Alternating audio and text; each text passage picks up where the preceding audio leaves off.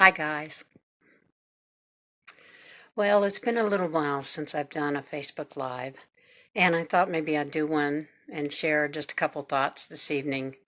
I just got home from visiting my friend at the assisted living facility, and I was reminded of just how fragile life is, and uh, and a couple things that I have noticed lately, especially when I'm on Facebook. I'm reading the feeds, and um,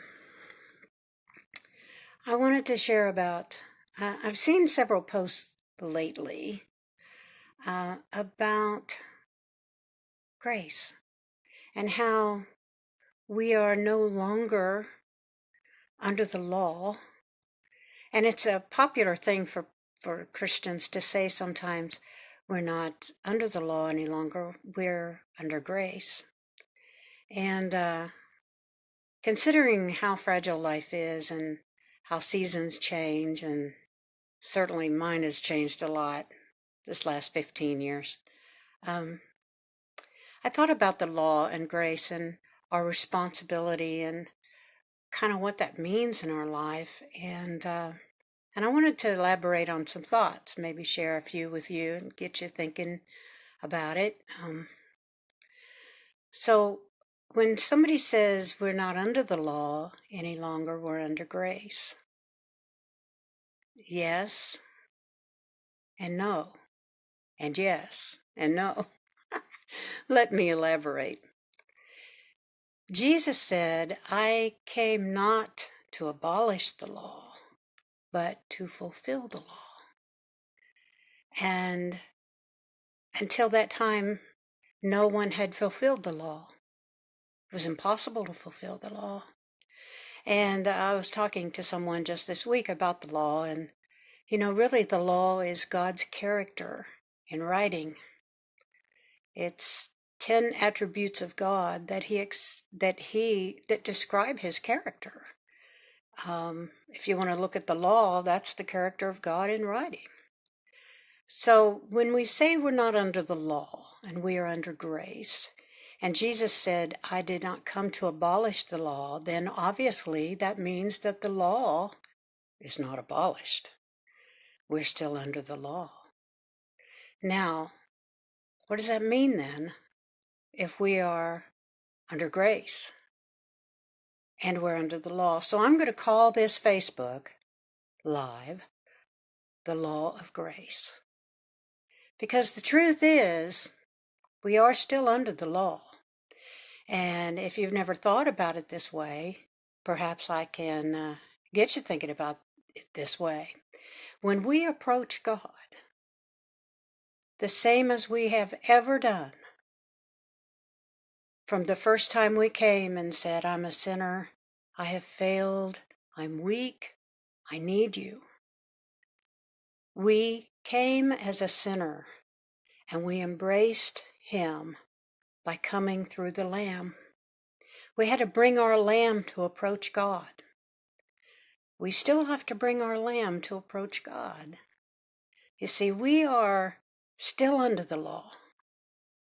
But as we bring our lamb, we can approach God without recrimination, without fear.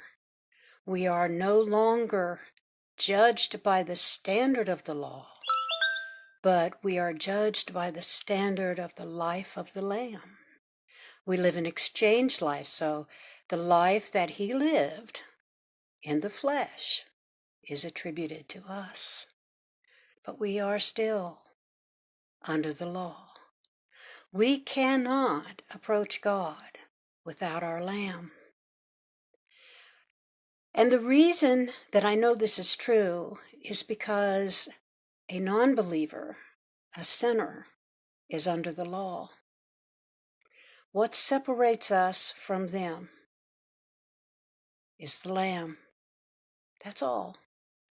It's not our good behavior, because good behavior works from the inside out, not the outside in.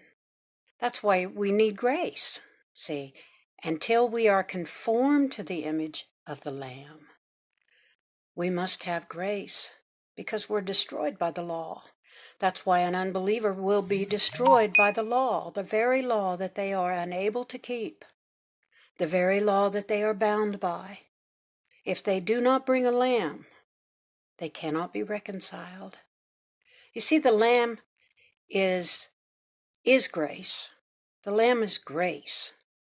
And so if we decide that we're not under the law anymore, we're under grace, it cheapens the sacrifice. It cheapens the price. It's a price we still can't pay. So to be covered in the grace of God's life through Christ, who could measure that? Who could put a price on that? We can't cheapen that sacrifice by saying we're not under the law. We must never forget we are under the law. But by God's grace and mercy, we are covered by the grace of Christ to approach God, because we can come and bring our lamb and we have no fear. I love that. I hope that if you've never thought of it that way, maybe I'm the last one to think of it that way. And if I am, thanks for being patient with me. But something to consider, the law of grace. The law did not pass away. How much sweeter, how much more precious the grace of God to be extended toward us. Not only the death of Jesus was extended toward us, we're covered by his death, covered by his atonement. How precious to know that we're covered by his life, that perfect life that he lived. I want to be perfect. Gosh, I'm so far from it. But in God's eyes, I am perfect because I'm covered by the law of grace. Okay, that's just a few thoughts I wanted to share tonight. Nothing lengthy or too far out there, and I've probably meandered around a while. I had taken part of Facebook off my phone and had to put it back on, and gosh, I was going to start this 30 minutes ago. Been dinking around trying to get it to work, so just know you are totally under grace if you have the Lamb. And if you don't, message me. I'd love to tell you more about him. Yeah, this law of grace. How wonderful, how marvelous. What wondrous love is this, oh my soul. It's been a challenging week. And to know that grace and that he purchased for me, covers me, gets me through most days. That and y'all, your prayers, your consideration. So I just wanted to share a little bit. I've been a little lax in Facebook. I'm going to try to do a little bit better. I have some ideas that are percolating around in that empty head of mine. I want to share them with you. And God bless you and keep you this evening. And may the law of grace cover you. Amen. Bye.